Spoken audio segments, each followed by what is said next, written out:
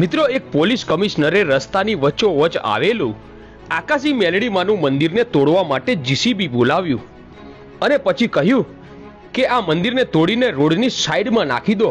પણ પછી ત્યાં જે ઘટના બને છે એ રૂવાટા ઊભા થઈ જાય એવી આ ગઢડિયા ગામની સત્ય ઘટના છે. તો ચાલો મિત્રો, આ ઘટનાની વિસ્તારથી વાત કરીએ. અત્યારના આ હાડાહાડ કળિયુગમાં મારી મેલડીએ પૂરેલા આ પરચાની વાત કરીએ તો રાજકોટથી ભાવનગર હાઈવે ઉપર જસદણની બાજુમાં ગઢડિયા ગામ આવેલું છે. આ ગઢડિયા ગામમાં રોડની વચ્ચોવચ એક આકાશી મેલડીમાનું મંદિર આવેલું છે. અત્યારે ખૂબ જ મોટું મંદિર છે અને હાલમાં 3.5 કરોડના ખર્ચે આ મંદિર બની રહ્યું છે. આ જ મંદિરની આપણે વાત કરીએ તો આજથી 8 વર્ષ પહેલાની આ ઘટના છે. ત્યારે આ જગ્યાએ મોટું મંદિર ન હતું, પરંતુ ત્યારે હાઈવેની વચ્ચોવચ માં મેલડીની નાનકડી ડેરી હતી અને માં મેલડીનું 3 પાખાડું નાનકડું ત્રિશુલ છે અને એક માં મેલડીનો ફોટો છે. અને આ ગઢડિયા ગામની આકાશી મેલડી રોડની વચ્ચોવચ બેઠા છે. હવે એક દિવસ સરકારી કર્મચારીઓ રોડ બનાવતા બનાવતા આ મેલડીમાના મંદિર સુધી પહોંચે છે અને ત્યારે રાજકોટના કમિશનર પણ ત્યાં હાજર હતા અને એમની હાથ નીચે આ રોડનું કામ ચાલી રહ્યું છે. અને ત્યારે આ કમિશનર આવીને જુએ છે તો રોડની વચ્ચોવચ આ મેલડીમાનું મંદિર હતું. એટલે કમિશનરે આખા ગામને બોલાવીને ભેગું કર્યું અને કહ્યું કે એ ભાઈઓ, આ તમારી જે પણ માતાજી હોય એને અહીંથી લઈ લો. અમારે રોડ બનાવવો છે અને જો નહીં લો તો અમારા માણસો હમણાં જ આને ઉખાડીને બહાર ફેંકી દેશે. પણ ત્યારે આખા ગામના માણસોએ હાથ જોડીને એટલું કહ્યું કે સાહેબ, આ તો આકાશી મેલડીમાનું મંદિર છે અને અમારા ગામનો કોઈ પણ માણસ આમાંથી એક સળીએ હલાવી નહીં શકે. અરે સાહેબ, આ માત્ર ગઢડિયા ગામની જ નહીં પરંતુ ચારે બાજુના ગામનું ધ્યાન રાખીને બેઠેલી મારી આકાશી મેલડીમાનું મંદિર છે. ત્યારે પોલીસ કમિશનર બોલ્યા કે આકાશી મેલડીનું મંદિર હોય તો તમે કંઈ જ નહીં કરી શકો? કે ના સાહેબ, અમારાથી કંઈ જ નહીં થાય. ત્યારે ગામ લોકોના આવા શબ્દો સાંભળી કમિશનરને ગુસ્સો આવ્યો અને એને એક કર્મચારીને એની પાસે બોલાવીને કહ્યું કે એ ભાઈ, આ રોડની વચ્ચોવચ જે માતાજીના મંદિરમાં જે ફોટો છે એ ફોટાને લઈને બહાર ફેંકી દે. અને ત્યારે એ માણસ ચાલ્યો મંદિર પાસે અને ત્યાં જઈ મેલડીમાના ફોટો હતો એને ઉપાડવા ગયો. ત્યાં તો એના હાથ ચોંટી ગયા અને એના હાથ પગ વાંકા વળી ગયા અને એને લકવો પડવા લાગ્યો અને બૂમો પાડવા લાગ્યો કે એ સાહેબ, મને બચાવી લ્યો, મને કંઈક થાય છે, સાહેબ મને બચાવી લ્યો. આમ કહી ધરતી પર ઢળી પડ્યો અને તરફડિયા મારવા લાગ્યો. આ દ્રશ્ય જોઈ ગામ લોકો આકાશી મેલડીનો જય બોલાવે છે. પછી તો કમિશનર આ જોઈ લાલ પીળો થઈ ગયો અને એને વધારે ગુસ્સો આવી ગયો અને ગુસ્સામાં એને જીસીબી વાળાને બોલાવ્યો અને કહે છે, એ ડ્રાઈવર, અહીંયા તારું જીસીબી લઈને આવ અને જીસીબીના પાવડામાં આ મંદિરને ભરીને બહાર ફેંકી દે. ત્યારે જીસીબી વાળો ડ્રાઈવર કહે છે કે ભલે સાહેબ. આટલું કહી તે જીસીબી લઈને આવ્યો અને મંદિરના ઉપર પાવડાનું નિશાન લીધું અને જેવી ડેરીને ઉખાડવાની તૈયારી કરે ત્યાં તો મારી મેલડીએ ફરી ચમત્કાર કર્યો અને જીસીબીના ડ્રાઈવરને જીસીબીમાંથી બહાર નીચે ધરતી પર પછાડ્યો અને ધરતી ઉપર પડતા જ તરફડિયા મારવા લાગ્યો અને બૂમ પાડવા લાગ્યો કે સાહેબ, મને બચાવી લો, મને કંઈક થાય છે. પછી તો આ જોઈ રાજકોટનો કમિશનર મૂંઝાણો અને મનમાં વિચાર કરવા લાગ્યો કે આ મંદિરમાં જરૂર કંઈક છે, એટલે જ મારા માણસોને આવું થાય છે. કમિશનર આવો વિચાર કરે છે ત્યાં તો એના ખિસ્સામાં ફોનની રિંગ વાગી એટલે એને ફોન ઉપાડીને કાને ધર્યો. એ ફોન એની પત્નીનો હતો. એની પત્નીએ કહ્યું કે સાહેબ, તમે ગઢડિયા ગામ ગયા છો? કમિશનર બોલ્યો, તારે શું કામ છે? કેમ આવા સવાલ કરે છે?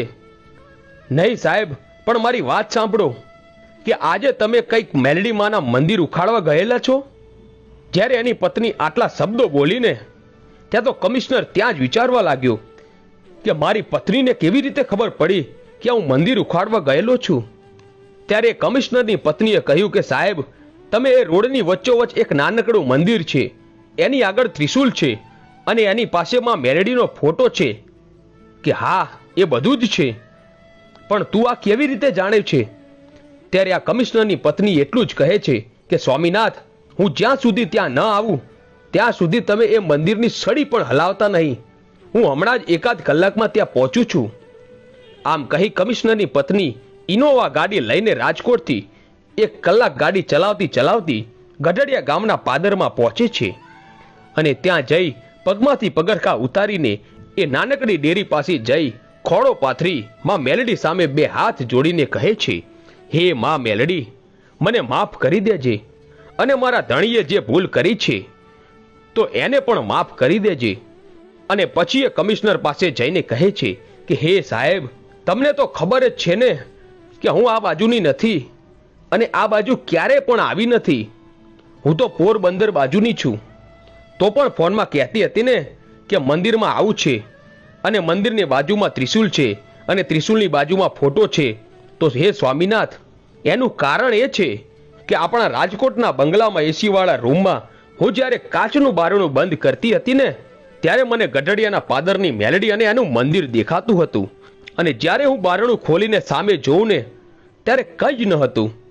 અને ફરીથી મેં જ્યારે બારણું બંધ કર્યું તો આ જ ગઢડિયાના પાદરની મેલડી દેખાતી હતી. માટે હે સાહેબ, આમાં હવે એક સળી પણ હટાવવાની જરૂર નથી. ત્યારે એની પત્નીની વાત સાંભળી અને કમિશનરે પણ માં મેલડી સામે હાથ જોડ્યા અને પછી ગામ લોકોને કહે છે, હે ગામ લોકો, એક તો મેં માં મેલડીની ભૂલ કરી છે અને બીજી બાજુ મારા 2 કર્મચારીઓ તરફડિયા મારી રહ્યા છે. આમાંથી અમને બચાવવાનો કોઈ રસ્તો છે ખરો? ત્યારે ગામ લોકો કહે છે, હા, એક રસ્તો છે. બોલો, શું છે? કે તમારે ભૂવા બોલાવવા પડશે. રાવણદેવ બોલાવો અને ડાક ડંબર વગાડો અને જો કોઈના શરીરમાં મારી આકાશી મેલડી ધૂણવા ઉતરે અને એના મોઢામાંથી જો ખમ્માના વેણ બોલે ને તો જ આ લોકો બચી શકે. પછી તો કહેવાય છે કે બાજુમાં આવેલા શિવરાજપુરા ગામમાંથી એક રાવણદેવને બોલાવે છે. રાવણદેવ આવીને ડાક વગાડે છે ત્યારે એ રોડની વચ્ચોવચ્ચ મારી મેલડીની સભા જામી છે અને એ ગઢડિયા ગામને પાદરે 800 માણસનું ટોળું જામ્યું છે. રાવણદેવ કાલેરા રાખથી માં મેલડીનું આહવાન કરે છે. ત્યારે કહેવાય છે કે બરોબર બપોરનું ટાણું થયું હતું અને એવા ટાણે ગઢડિયા ગામની સ્કૂલમાંથી છોકરાઓ છૂટે છે અને એ છોકરાઓ ગામના પાદરમાં 800 માણસનું ટોળું ભાડ્યું. એટલે એક છોકરો ઘટના શું બની છે એ જોવા માટે ટોળાની વચ્ચોવચ્ચથી આગળ આવીને ઊભો રહી જાય છે અને ત્યાં બાજુમાં એક બાઈ ઊભી છે અને એને ખોળામાં એક 8 મહિનાનું બાળક છે. એ બાઈ માતાજીના મંદિરની સામે જઈને કહ્યું કે હે માં મેલડી, એક માણસના હાથ ચોંટી ગયા છે અને બીજો જે જેસીબીનો ડ્રાઈવર હતો એ તરફડિયા મારી રહ્યો છે. હે માં મેલડી, જો આ 2 માણસો મરી જશે તો તને જીવનભરનું કાળું કલંક લાગશે. હે માં મેલડી, હવે દયા કર, ખમૈયા કર અને જ્યાં સુધી તું દયા નહીં કરે ને ત્યાં સુધી હું આકાશી મેલડી તારા સોગંદ ખાઈને કહું છું કે મારા દીકરાને ત્યાં સુધી સ્તનપાન નહીં કરાવું. આટલું જ કહેતા રોડની વચ્ચોવચ્ચ બેઠેલી મારી આકાશી મેલડી સાંભળી ગઈ અને સ્કૂલમાંથી આવેલા પેલા 8મા ધોરણના છોકરાના શરીરમાં મેલડીએ પ્રવેશ કર્યો અને એ છોકરો ધૂણવા લાગ્યો. ત્યારે કમિશનર પૂછે છે કે તમે કોણ ધૂણો છો? ત્યારે બાળક બોલ્યો કે હે કમિશનર, હું બાળક નથી બોલતો, પણ ગઢડિયા ગામના પાદરમાં બેઠેલી મેલડી બોલું છું. હે કમિશનર, જ્યારે મારી મેલડીનું મંડાણ માંડ્યું હોય ને તો પછી ઈશ્વરની પણ તાકાત નથી એને ઉખાડી શકે અને તું મારી મેલડીની ડેરીને ઉખાડવા આવ્યો છે. ત્યાં તો કમિશનરે 2 હાથ જોડ્યા. હે મારી ભૂલ થઈ ગઈ. મને માફ કરો. હું હવે આવી ભૂલ ક્યારેય નહીં કરું. ત્યારે મેલડી કહે છે કે હે કમિશનર, તને માફ તો કરું, પણ તે મારી મેલડીનો ગુનો કર્યો છે. માટે હવે તો ગઢડિયા નહીં પણ જસદણની બજારમાં સામયું લઈ આખા ગામમાં ફર અને આખી બજારમાં ફરીને પાછો મારા મંદિરે લાવીને ઊભો રહી જાય ને તો તને માફ કરું.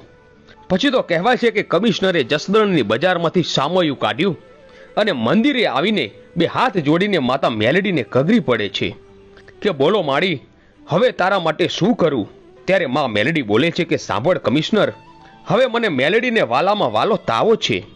તું મેલડીનો 24 કલાકનો તાવો કર અને તું જીવે કે ના જીવે પણ તારા વંશજોને વર્ષમાં 1 વખતમાં મેલડીનો તાવો કરવા જરૂર આવવું પડશે. પછી તો કહેવાય છે કે કમિશનરે 24 કલાકનો માં મેલડીનો નવરંગો માંડવો નાખ્યો અને માં મેલડીનો તાવો કર્યો અને માં મેલડીએ કમિશનરને માફ કર્યા. અત્યારે હાલ પણ ગઢડિયા ગામમાં રોડની વચ્ચોવચ્ચમાં મેલડીનું મંદિર છે અત્યારે હાલ 3 કરોડના ખર્ચે માં મેલડીનું મોટું મંદિર બની રહ્યું છે.